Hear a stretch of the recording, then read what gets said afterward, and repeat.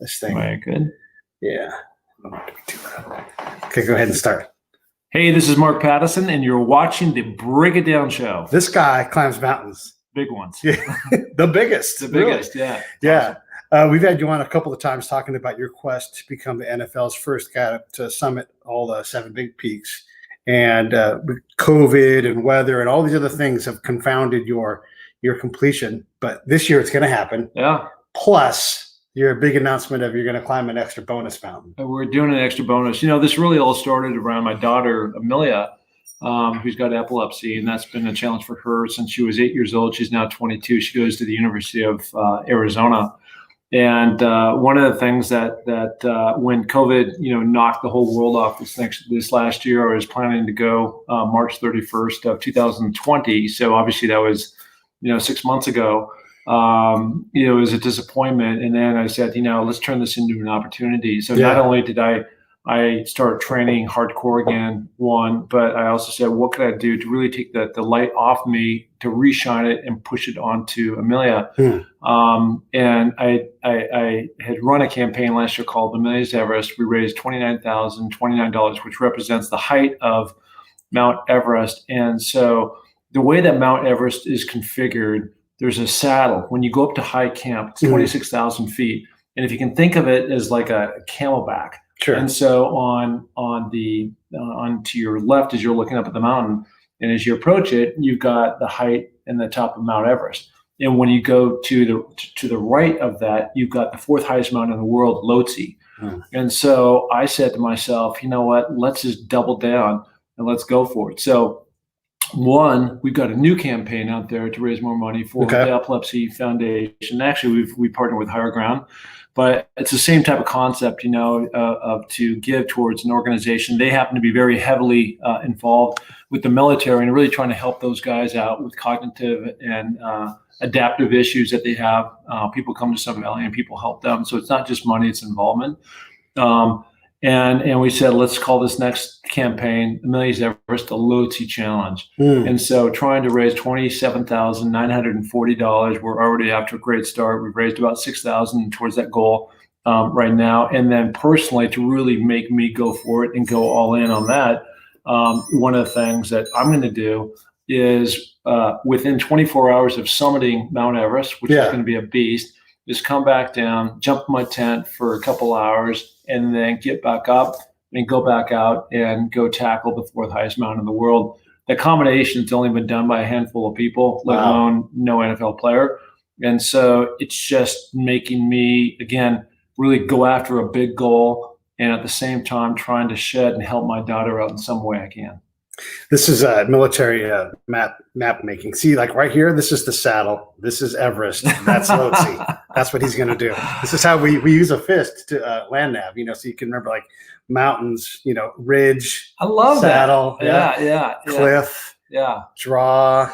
You better have some big knuckles too. Yeah. Those are big boy mountains. So let's get into the mountain part of it. You've been on a bunch of times and talked about all the basic stuff, like, not putting yourself at risk, like you want to be able to climb and all that kind of thing.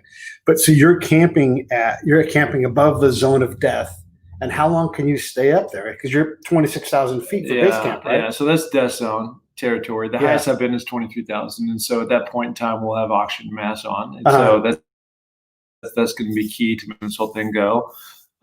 It's not something I'm interested in not trying to do without oxygen tanks. It's just like there's no frills in that. And it's really trying to really capture as much energy as you can. And that's the whole game of mountain climbing is between, and this is all the nuances that people understand. It's the layering. Every time you stop, you're putting more stuff on. You get going, you're taking more stuff off. It's having the right fluids. It's having the right things to eat to keep your body. Right. The higher you get, your appetite gets suppressed. Right. And the other part about that too is just like the preparation of just going there.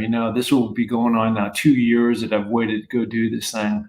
And last time I was on a big boy mountain was January 2019. So now we're going to be talking about getting over there the 1st of April of 2021. So it's been kind of a big gap, but I did move my entire life over to Sun Valley, Idaho. And that's been really a game changer for me because sometimes I think when people, they put a big goal, they don't go all in. Yeah. And this is really about moving to a place that we live at 6,000 feet.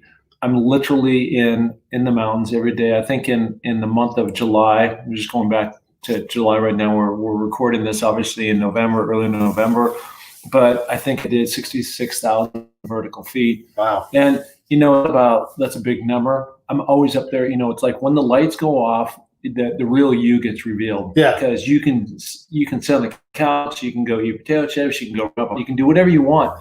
And every single time I'm out there, I'm usually with my best friend Jim Mora, the former coach at UCLA. You've had him on the podcast. That's right. And it's just the two of us up there, nobody else. And it's not like, look at me. It's just like that's what it takes to get that kind of accomplishment done. Yeah.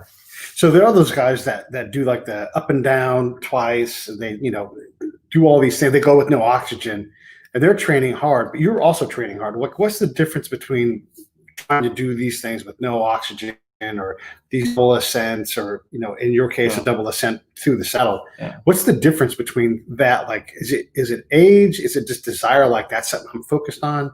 How do you sort out, like, who wants to? You're all doing impossible things. Yeah. So, like, when you sort out which impossible version of yourself you want, how do you figure that out?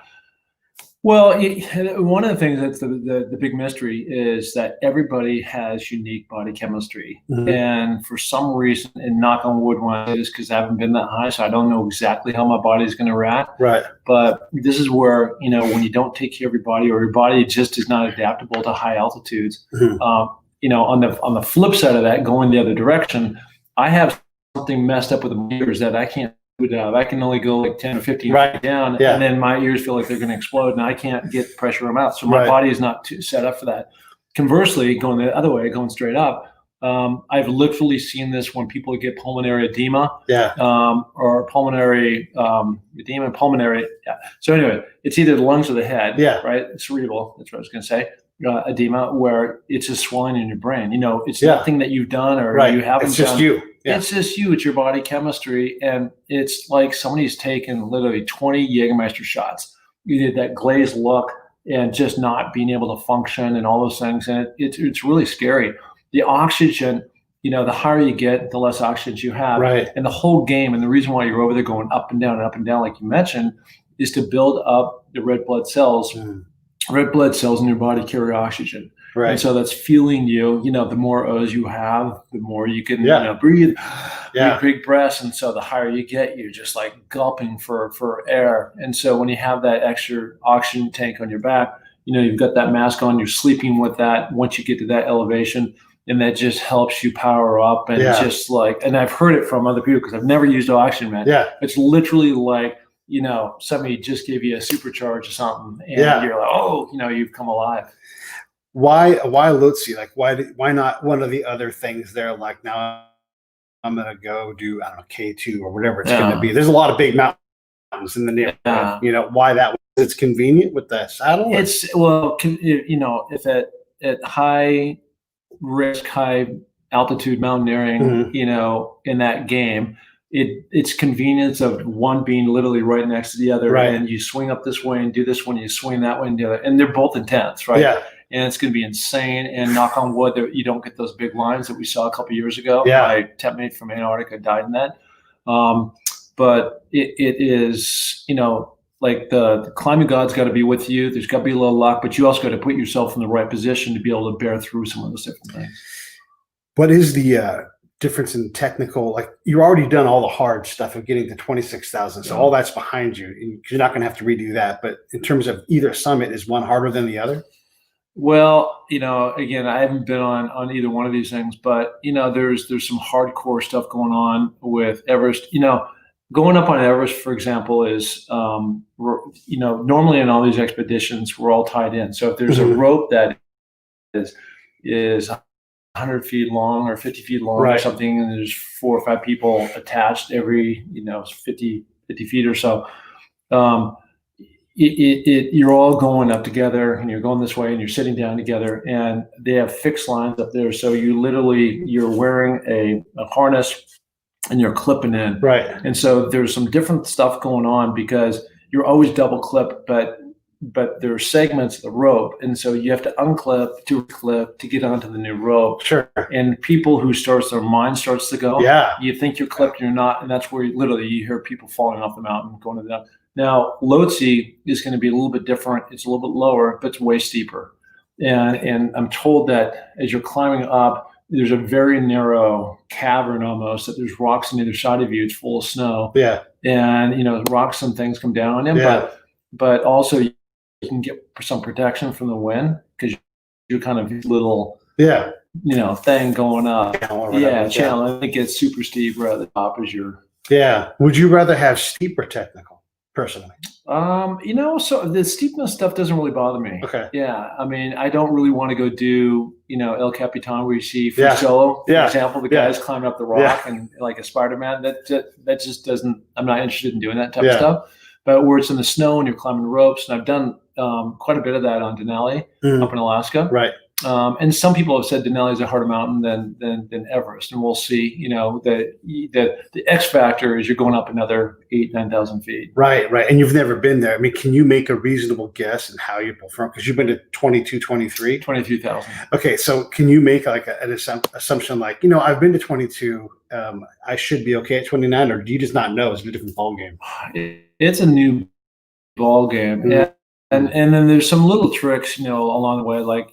I mean, these seem common sense, but every year you get over there and people have issues. Being hydrated, super hydrated. I mean, anybody, you could be at sea level and be at Palm Desert, and if you're not hydrated, you're going to get fried and you're going to get bad things. Heat sickness, some heat stroke, happen to you. So it's really, really key that you have all the elements that you can. And then there's also a drug that it's a you have to get a prescription for, and I've got a bunch of doses of it called Diamox. And again, it's there to help provide more red blood cell growth, and just helps expand the lungs and get you up. I don't like it as much. It makes you pee all the time. Stop. It's very inconvenient, but it does work. And I don't know if I'll take that or not. I like to try to get as far as I can before I have to, even though people will say you want to take it like a week before, so your body starts to acclimate and produce it. Right. Yeah, these things to manage. And like you talked about, there will be traffic up there, and you're moving as a group, and your pace is going to be pace. Is that right? Well, not really, and that's the difference.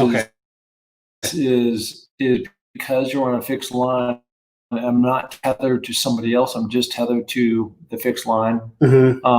The pace might be dictated. We all saw those horrific scenes a couple of years ago. Why the lines happen is because there's 2 weeks of the year where the jet stream rises above 29,000 feet, which allows safe passage. It happens 2 weeks in May in the springtime and 2 weeks in the fall. That's it. And beyond that, you can't climb it. And what happened that particular year is the typical window is 11 to 13 days, for this jet stream to rise. And it never rose. And so what ended up happening is it stayed. And finally, when it went up, there was like a 2-day window, and everybody got summit fever and said, let's go. Yeah. And so it created all these lines. And so my frustration, would be, and knock on wood, there won't be those kinds of lines, and it will be spread out over that 2-week period.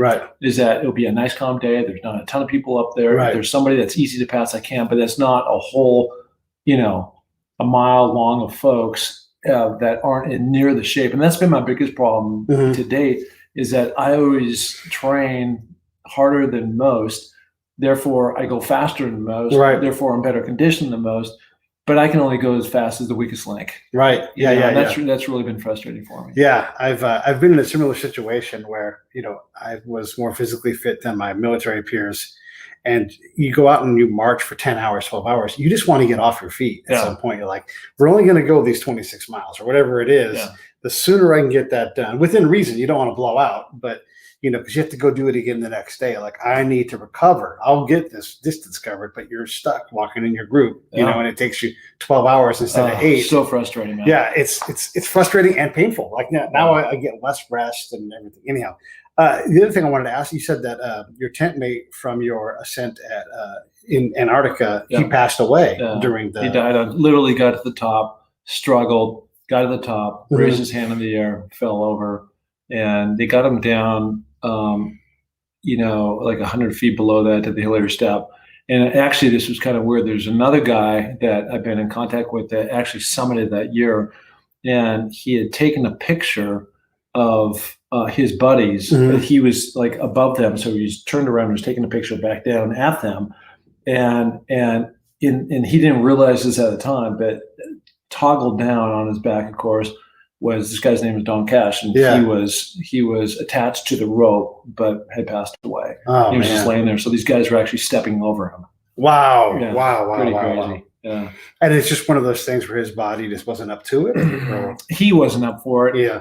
I mean, you got to be, a little bent, to want to go do something like this. Right. And if you want to be successful, you have to be all in. Yeah. And he just wasn't all in.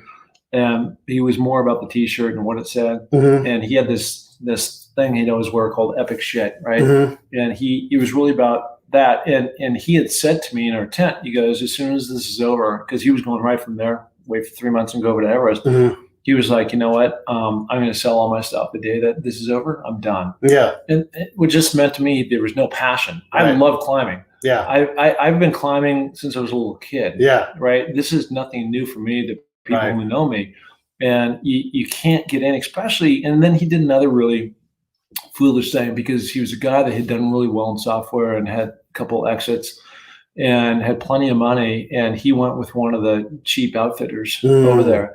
And he kept telling me, he goes, "Guy, these guys are a fraction of the cost of these other guys. You should go with these guys." And that the thing that's a beer, they take the most amazing photographs when they're on top.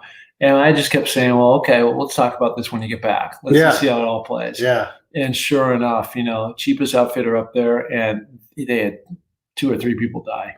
It's remarkable, like that the cost and the reward of doing these things, like the good outfits, they don't have summit fever. They take it away from you. No, Yeah. we're done. We're not going up, whatever it is.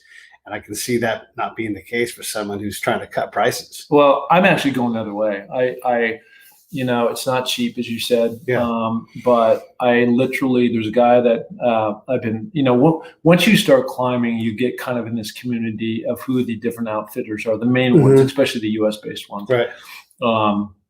And there's a guy named Garrett Madison, little plug there, Garrett, called Madison Mountaineering. And, he is kind of that guy, 39, 40 years old, kind of his company's been on the upswing.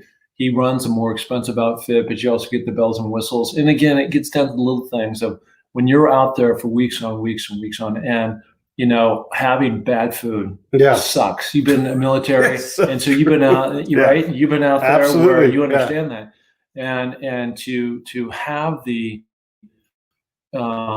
where you're not looking for the food, and so you're not eating as much because the food sucks, and your appetite gets suppressed because you're at higher altitude. Man, base camp. Yeah, we're sitting here today in Seal Beach, California, elevation probably 13 feet. Yeah, right. We're barely above. And I'm going to be living for 2 months at 17,500 feet. Wow. Think about that. Yeah. That's a whole mountain above what like Aspen is like. Well, look at Whitney, which is the second highest mountain, right? So we're in the state of California, and that's 14,500 feet. Yeah. And I'll still be another 3,000 feet above that. Yeah. It's a whole extra mountain on top of that too. Yeah. It's a crazy thing. So when you look at the different outfitters, obviously you know them by reputation. You have a goal, and we've talked about this a lot, but I think it's just so fascinating. You have a goal of doing these 2 mountains. It's exceptionally hard. Hardly anyone's ever done it. But when you get going, do you pre-program that decision in with your outfitter and say, this is the plan, and then you surrender the control to them, and so they keep you on path, and they say, because you got to be half crazy once you're up there, because you're not as well fed, and you're not as hydrated, and you're got no blood in your brain. Yeah. So is that what happens? So like they kind of take over and say, we're going to get you to do it if it's at all safe to do? Yeah. And actually something that was important to me as I was evaluating all this is that I want to climb with the outfitter. And what was happening, there's some other people I've climbed with in the past, but they've come to the point in their career where they've done that. They've guided up there, and they don't want to do that anymore. It's too risky for them, which is fine. And so they're the guys in the tent radioing up there, like, how are you guys doing? Yeah. and that's fine, and that's great for them. But I want to be with the guy that's actually, so it's just he and I, and they go do the second mountain. I mean, I'll be with him on Everest going up there, part of this group. But it'd just be, I think he and I going up, and so he's all in on that, right, and he's actually the one who talked me into it.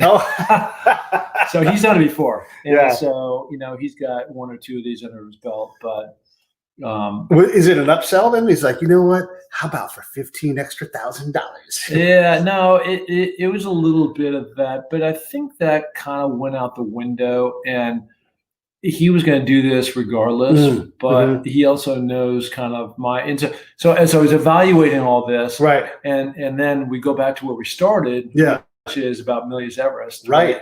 And it's just like, well, maybe we could spin this in a way that now we're going, Millions Everest, the Lhotse Challenge, and have that as something that would be really cool. If you guys are looking on the screen, that bit.ly link there, it goes to the charity that Mark's working with to do the challenge. So you can go there. And if you're listening on the podcast side, it'll be in the show notes that you guys can contribute to that to help fund the charity part. And it goes towards epilepsy. Is that right? Well, it goes to Higher Ground, and it's such a great organization. I did this event January 3rd of last year to raise this money, right?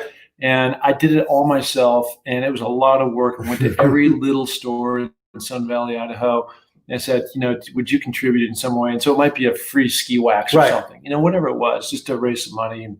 And we did that. It was a raffle when we first walked in there. I had some amazing speakers. Peter Cetera of Chicago, Jamar was back, and another couple of people. But the net is that we ended up raising the money. And during that event at the end, there's a gentleman that came out to me and he said, hey, sent me a card and said, give us a call. I looked at it, I had no idea what Higher Ground meant. And then it's just got this cool tie-in of helping, and as a former NFL player, of having that life after football, and from you as a military guy, of what's life for you after you're doing podcasts, you're doing other cool stuff. But there's a lot of people that are lost out there. And the one thing that's, it's, you may or may not have some PTSD because you've seen some crazy stuff, but a lot of people stepped on IEDs and their legs. And so it's trying to bring them over to Sun Valley during the ski season, teach them how to ski down, on these adaptive different devices that they have, taking them out fly fishing and helping them get back into the game. And so it's not just exclusively only for military people. And so with my daughter, with having a cognitive thing, so somebody might have PTSD, but she's got epilepsy, so it's still in the brain.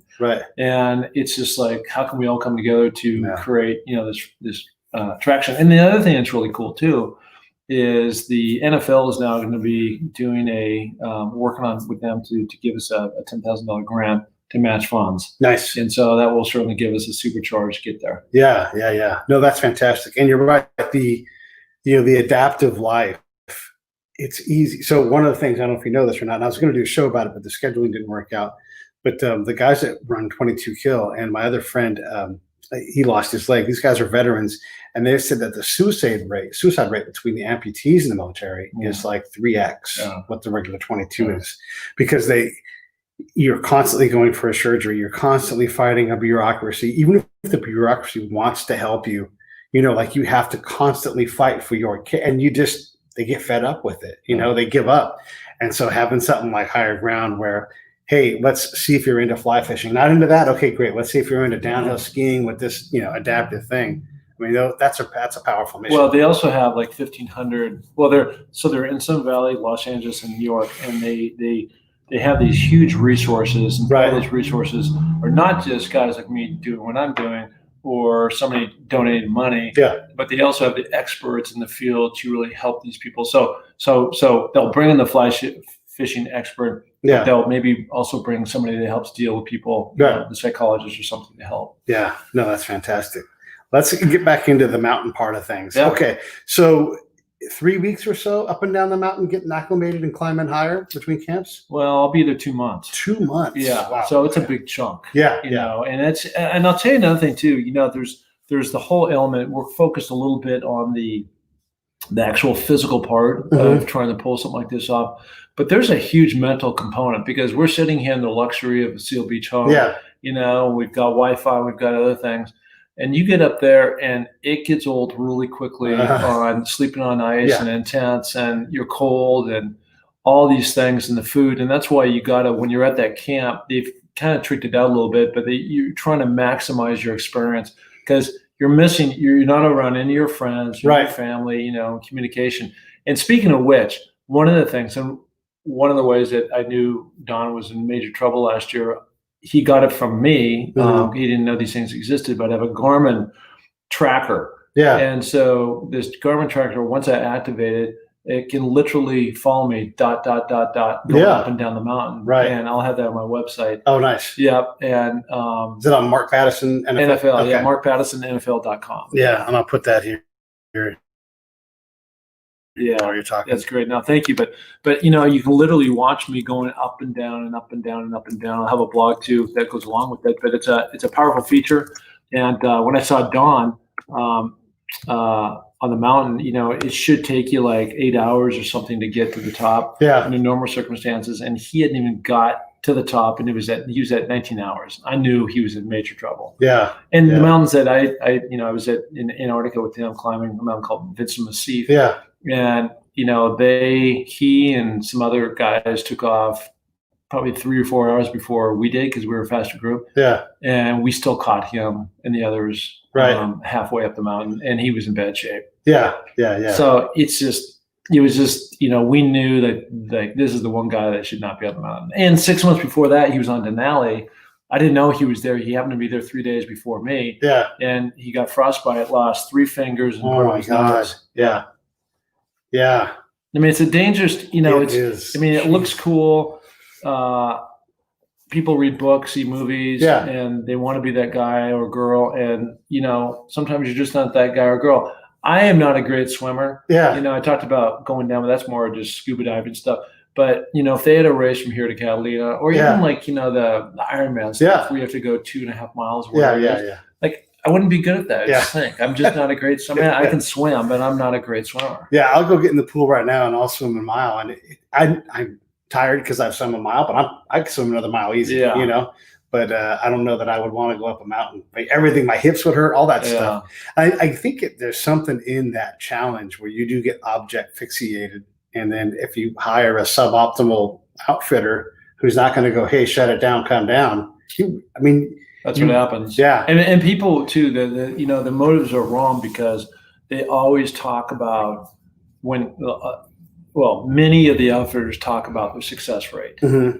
Yeah. And so when you're able to clock and say we have a 99% success rate, it's not about that, right? Yeah. And really, we talked about this a long time ago, but the mountains to me are very metaphorical. Mm-hmm. And so, as you know, my podcast is called Finding Your Summit. That's right. And so it's not literally about climbing the mountain. It's about trying to find whatever your summit is. What's your Everest? Right. What are you trying to get after? And it came from me from going through some hard, challenging times, man. Sure. And I just happened to I need to figure it out, and I need to emerge, and I need to have something big that's out there that's going to kind of pull me out of this bad place I was in to get me going. And then, it's just like anything. I wasn't thinking about Everest. I was only thinking about the first mountain. Yeah. And back in the NFL days, it would be just that game. And then that happened. And then now we're on to Russia. Let's go plan that one. Yeah. And let's go plan Australia. Let's go figure that out. Let's go figure out Argentina. Yeah. Right. And you kind of slowly make your way around, and everyone was unique and different in its own way. But that also helped to pull me mentally, I think spiritually and physically to a better place that now I'm kind of at my strongest point where I can take on this big ass mountain. Yeah. 2 big ass mountains. 2 big ass mountains. How long is the ascent from the high camp to the top of Lhotse then? Is it like another full day or? These things are always weather dependent. Right. Sure. But I think you can probably make it up there in 6 hours. 6 hours. 6, 7 hours. And certainly there's not going to be any lines or anything. I mean, I'll be up there on my own. Yeah. Yeah. And then, but you and your outfitter. Okay. And then weather, earthquakes, there's a lot of things that can hold you up. Yeah. And you brought up a really good point, because that's the one thing. This happened to me in 2017 on Denali, where Mother Nature took over. And there's sometimes where you just can't control what's going to happen. You mentioned the earthquake. There's a huge earthquake in Nepal, took out a lot of infrastructure there, which is not great to start with. Right. And they had this, just crazy avalanche of stuff come down on all these campers there. And then the next year there was a huge serac that fell, and then, that wiped out, killed a bunch of people going through the ice fall. And, then you go back to into thin air, 1996 disaster on Mount Everest. Right. And you had all those guys go up. And that was really stupidity more than anything. Just because they Do you think that time is over with that? Something like that can happen? Yeah, I do, because just the weather equipment, the forecasting is just a whole different level now. Yeah. And they literally climbed into a superstorm. And then they just did all like the guides, even though they were very respected, they did the worst possible things they could do for their clients, which was to continue to push them up. They ran out of oxygen tanks. There was a certain deadline that they had to turn around. They didn't. Yeah. And just because they said, I think I can make it. So they try to get them out. And then, just the whole thing collapsed. Yeah. Yeah. And then also governmental things like, hey, we're not giving up permits this year. Well, the government did two things, which is number one, they said no permits as of last year, right? For last season's climbing. So that's what happened then. Yeah. Right now they opened it back up. Okay. The world is blowing up again right now. Yeah. So it's worse than ever. Right. Now there's a vaccine, so that's positive news about what might be around the corner. We'll see how that plays. Yeah. So we're planning to go right now. At the end of the day, I don't know. I was supposed to leave on a plane from LAX on the 31st of March, and I got news like the 21st of March. That everything was shut down. Yeah. And this is when things were kind of like getting edgy. Yep. Like, where is this all going this last year? So you just don't know. But one thing that they did do from this last year to what was going to be, or 2 years ago, from the big disaster up there to this new year, was to implement some new rules. You have to have climbed X amount of peaks at a certain height, and you had to have certain experience and take avalanche rescue, and stuff like that. So even though it's not perfect right now over there, they try to do a few things to clean it up. Yeah. And then what about all the trash up there? That's been a problem too. Are they debating that? Or? Yeah, they are, and they're getting people. They have actual expedition teams that are going up there just to take the trash off, and they're So I think it's getting better. What do they do with the dude that passes away? He's literally in the trailer walking over him. What do they do with him? Kick him down the mountain? Or? Yeah, and this is one of the dirty little secrets that nobody tells you about. Yeah. But at the end of the day, pretty much everybody's left up on the mountain, and it's just endangers too many people to bring them down. And so they'll be attached to a rope in some cases, and they just essentially let him loose, and off he goes down a china. Right. It's just a sad, brutal reality of what goes on there, but you can't risk your life. Right. Yeah, for sure. Guy. Yeah, and you can't have them in the middle of the trail creating a new obstacle. Yeah. Now there'll still be people when we go up there, but that's just part of it. And even though we're sitting here in the luxury of this home and see the beach today, when you're in that game, when you're in those circumstances, and I haven't seen a dead person on the mountain yet, but you're so really like zoomed in, and the only thing you're just like, I just gotta survive, and I gotta just keep doing what I gotta do, and not get consumed about the emotion of that. Sure. And then just in general, I'm always curious about the pace, like how, and obviously it varies, weather, altitude, whatever it's going to be, but how fast are you going up? Are you like a slow, steady walk? It's going to be a slow, take a step, take a couple breaths, take another step, take a couple breaths. Typically, when you're going up, like these different mountains, I go up at a pretty fast pace, but you throw snow, ponds, cold weather, lots of gear, and then just thin air. You're slowing it down. Now, when you're going through, when you're at base camp and right out of base camp, you got to deal with the Kumba ice field. Yeah. And so that's a floating, moving glacier. Those are the pictures that you see with the ladders that are going across, and they move something like 3 feet a day. Wow. And so it's pretty intense. Yeah. In terms of, if you can imagine a ladder is set and then the whole thing shifts. So the ladder falls, and and so they recommend that when you're going through that, it's just go through with speed. Yeah. as fast as you can go and be safe. Because it's moving. Yeah. And it's crazy to think that how many ladders are down in some crevasse somewhere. It's like a Ace Hardware down there. Yeah, they call them actually the Kumbh Ice Doctors. And so it's a bunch of Sherpas from Nepal, obviously, that go through, and that's their job, is to secure the route every day. Yeah. That's insane. You know what, when you think about like going into combat, people ask me similar questions like, is it scary? But once I've set my mind to the task, we've done all of our briefings and everything, when I walk off the camp, the decision for me is made. Like, there's no more reason to be afraid, like, because I'm going out there. Now that we may hit some terrifying moment or something, but day to day, patrol for patrol, you know, people get hurt, they get injured, they get shot, or whatever it is, but you still have to go back out the next day because that's your job. You know? Well, yeah, what you said is interesting, because to me, it's a lot of really focused on being in the moment, right? And that's what you are, is being in the moment. It's one step after the other. Now, are you daydreaming about something sometimes, but you're not thinking about tomorrow, the next day, the next day after that, just because everything is constantly changing and everything. It's just, when the next stop, what are you going to do? Yeah. What are you going to drink? What are you going to eat? And you know, it's just up and down, up and down. And that's why I was saying earlier that so much of mountain climbing game is the mental part of trying to stick with it. Yeah. Because it's a lot of people just get to the point like, I just want to go home. Yeah. I'm starting to think about things. I mean, it's sad to say, but I've got 2 daughters, and really can't spend a whole lot of time thinking about, I'm missing home. You got to think about what's so amazing about being there in that moment. And there's another time and another moment you'll be back on a beach somewhere. Yeah. But you got to focus. Otherwise, once you lose that confidence, you're done. And then do you take time just to, because, you know, it's easy to look at your boots and just climb and climb. Do you just take time to sit up and look around and go, oh my God, I'm on this mountain? Yeah, and I'll especially do it on that mountain because I've been fascinated with it. You know, when I was a little kid. I grew up in the state of Washington. Right. And there's many famous climbers that came out of the state of Washington. We've got a big mountain up there called Mount Rainier. You may know that. But it's also right around 14,500. But it really has all the elements that a mini element that a big Everest has, with crevasses and glaciers and everything.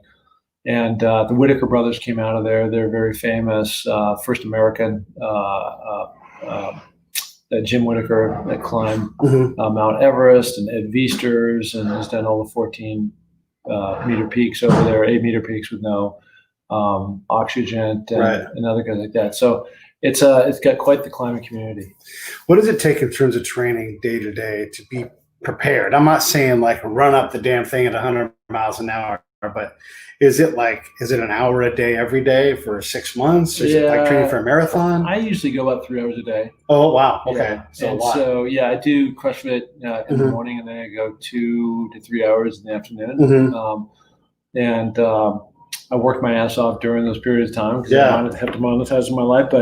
But you know, it's just like, that's what I feel like I need to be successful in this, and just really develop not only being acclimated, but just having a really strong, because a lot of those times, I mean, I'm not like any different than anybody else in terms of some days, you know, I'm like, I just don't feel like this, but I got to do it. And I have that guilt complex if I don't go do it. And so I go, and it's one foot after the other, and I kind of get it going and get a sweat going, and then I'm getting into it. Yeah. But, you know, I was saying this to somebody the other day, the only thing, because I don't think I'm special in any way. The only thing that separates me between others, if there is a separation, is just the tenacity of the daily discipline of not letting off pedal on the metal. Yeah. Right. And I just keep going, and I don't stop. And that's nothing amazing. I just know that if I don't do that, I won't accomplish this goal. Right. Which is so important to me. Right. Yeah. And it's incredible to be that driven and that clarity that comes with that, you know, like, to do this, this is like the strategic and tactical coming together. I'm a big fan of this, like every day, day to day, you know, feet on the floor, you talk about that, and then up and out the door. So, you know, you have to go out and do those 3 hours. There's no negotiating with it. I mean, sure, your mind and your body tries to trick you, but you still have to do it every day, because that increases your safety, your performance, everything when you're on the mountain and it's showtime. You said something really interesting, which is about increasing your chances, and I really love that word, because I think they talk about success rate and death rate and all this other stuff on these big mountains, and everything that you just talked about. What I'm trying to do is increase my possibilities, my chances for my success rate, right? By reducing the risk factor. The better shape you're in, the more you've acclimated, the more you've been in miserable situations that you've had to get yourself out of. There's no substitute beyond experience and doing something. And that's why I moved to Sun Valley. I lived out here in California. It was just like, you know what, I can't get what I need out of my dream of one day. So I'm just going to move my whole flipping life and recreate it in a new area where I can do those things. And put me in a miserable. It just started snowing there a few days ago. So it's like game on now. I mean, but now I'm going to be climbing snowshoes. I'm going to be skiing up and, going through all of things. And it's just, mountain cold weather when you're going in, 10 degrees, 5 degrees, 0 degrees. You got to like strap it on and get ready to get out the door. Yeah. Do you do weight training too? Weighted on your back? Not really. Yeah, and especially that really mattered, even though I didn't train like that. It mattered on Denali because every person carries 140 pounds, which is insane weight on your back. Right. But here you have Sherpas, right? And so they'll be carrying the bulk of the weight. So I'm not, outside of the daily weight stuff that we do every day, I don't train with it. So 2 months on the mountain, up and down, getting acclimated, moving things up to the camp, all those things you have to do. There is a high probability that some part of your body will be in some way injured, even if it's a minor thing. But how injured can you be and still safely climb? Like if you tweak your knee or, because that happens every day. I mean, people walk out their front door and go, my back, my sciatica, all those things. I don't know. I mean, it would have to be something pretty severe to keep me back. And one of the things that's great too is they, I'm not sure who funds this, but they always have a doctor's tent at base camp of Everest. And so, when people come down, they have issues and everything else. It's, you go see the doc in the tent. Yeah, and that guy tells you that's it, you're done, or they'll tell you something, and it's going to be severe. And the thing that's wacky when you live at 17,500 feet, that I've been told, and especially with high risk this year, is you go into this small community. It's empty right now, and then all these people go in, and so if somebody had coronavirus, it's easily spreadable. Right. And so I had already. Before this coronavirus thing hit, I'd gone out and bought all these plastic gloves, rubber gloves, that I was going to wear just like walking around Kathmandu, and just, I was going to wear a mask, ready to go. Just back here. This is my one I got from Antarctica. For anybody that's watching, Antarctica right there. So I was going to, wear this around my face. Just walking around anyhow, just to prevent these viruses, because people they call it the Kumba cough. And you get this, stuff down your lungs, and you just can't get it out. And so those little things can become really big things that go up. And you would hope that, like, if you are exposed, you're asymptomatic, because it would really suck to be somewhere on that climb and you realize it's hit, and now because I can't imagine, like, you're not all that close to medical care. Like if you need to get somewhere and get a steroid treatment or whatever. Well, they can fly helicopters to a certain distance up there, and I have insurance for that. But, I guess really to your point is you don't want to be in that situation. Right. I mean, it's just like, I don't want to be flown off the mountain. In all the range of things that could possibly happen, I don't want to get in that flipping helicopter. I'm a big believer that if you're outside, you pretty much can't get it, but you guys are all walking up the same path, and people are emptying out their lungs like with every gasp. Really a lot of but you're also gathering in tents, at night where, call it the mess hall to your soldier days. It's that type of thing. And, there's just possibility. So I think The wild card, as we sit here today Yeah. on the 11th of November, 2020, is that by the time that I get up there in late April, I mean, I'll be there in April, but climbing my way up to base camp, and now we're there, what advances have been made as a vaccine? Yeah. Right. That's going to 90% or better or some level. Yeah. I've got something like this in my back pocket just in case there's some outbreak. Do you have any fear of getting the vaccination? Like if it was available right now, would you just? I was talking to Darcy, my girl over here, about that yesterday. We were both saying, hell no. We're going to have Pete take it first. And if he falls over, then we're going to take it. I was told that there's mini robots that are in the shot. Some of the people that are really like conspiracy. And maybe there are robots in it. Who knows? But yeah, that's the next question is, do you expose yourself? Or do you just go to one of these young kid like Corona parties and just go get it and deal with it now, and eliminate it from? I don't know. I really do believe I've been super cautious. Yeah. Like a lot of people, sounds like you have too. Sure. But I really feel that my getting the right sleep, having the right diet, and I wake up every morning to my 7 Summit smoothie. It's fantastic. But then working out, with this kind of relentless discipline of not skipping a day, has really helped me to, in part, create a force field around me a little bit. Now, maybe that's just in my mind, and really I don't have a cape. But it feels that way, and I feel like I'm less likely to. And even if I got it, I could take that on. So I'm saying this knock on wood that I don't get it and I don't have to. But surely all the things I just said can only be good. Yeah. The good things to be. Yeah. I mean, you're positioned in the best possible way to do a really hard thing, and you're giving yourself every opportunity. But it also sounds like, when you do something like this, you know what you need. When you go on a patrol, I know what I need to bring. You don't bring 5,000 rounds of ammo because you just can't carry it, or if you do, you've got to spread it around the whole patrol, like you just can only carry so many things. And so you really determine what's this, like a necessity and what's, a luxury. You don't carry a big, crazy Rambo knife because that thing's heavy, and I can probably carry a tourniquet and a small knife together, and I might actually need a tourniquet, So all of these things, but I think that also applies to your day-to-day life too. One of the things that I frequently say to people that talk like about, woe is me, or I think you're so bad. I'm like, if you are working as hard as you can on whatever it is that you do, like what you're doing with the mountain, you're going to run out of time for other problems that aren't really like you're borrowing trouble. Like if you just focused on the thing that you're doing, starting your business, getting that degree, whatever it is, if you're doing it hard enough, a lot of the other things kind of go away because you're just focused on it. I mean, 3 hours a day you're working out, so you can go up the mountain. You don't got time to be on Facebook trying to solve a problem that you can't solve, Yeah, no, it makes you really focus on the things that matter.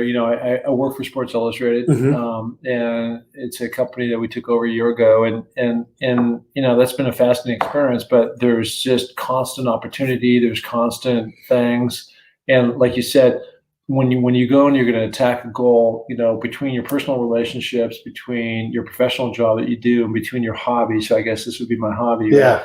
I'm out also, once public speaking, I would love to be out back on the circuit again. Right now that's shut down that part of the world.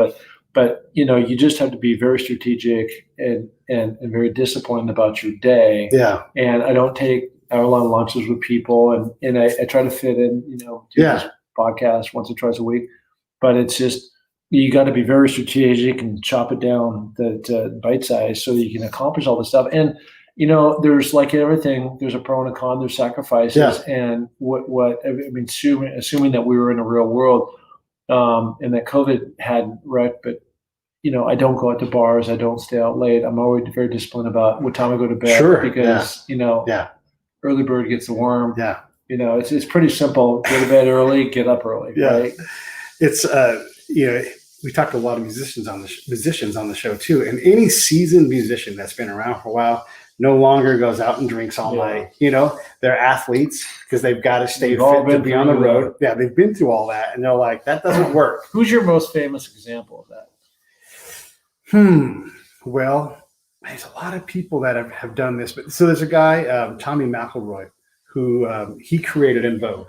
And he's got songs that we've all heard. His catalog is so powerful, he leases it out to a company. Mm-hmm. They do what they want with it. And so that's how successful he is. And he is a multi-stripe black belt. He's in fantastic shape. That's cool. And then he can sit in his producer chair for hours, but he also has to go out and do the other thing too. So he's mastered what it takes physically, mentally to actually do both things really well. Yeah. A buddy of mine is Duff McKagan, who is one of the founders of Guns N' Roses. Yeah. And, I've sat with him plenty of times, and when he was completely out of control. Right. I mean, literally to the point where the doctor came in and said, "You have one more drop of alcohol, you will die." Yeah. Or you have more liver. Right. Your liver's fried. And he changed it, and then he slowly got rid of the alcohol, slowly got rid of the drugs, slowly got rid of smoking cigarettes. Yeah. And just became this workout freak. Yeah. And scholar. Really smart guy, but really just took that same energy that was being destructive and made it into a positive thing. Yeah, and you're able to channel it in a way that makes sense. Sometimes you don't know what channel you need, and that's the work, and that's where you might end up doing booze or whatever. You've got to work on that channeling of things. Once you've hit Lhotse at the top of it, I know you're going to keep climbing mountains, but really, what is next, though? There's a mountain in Papua New Guinea. Mm-hmm.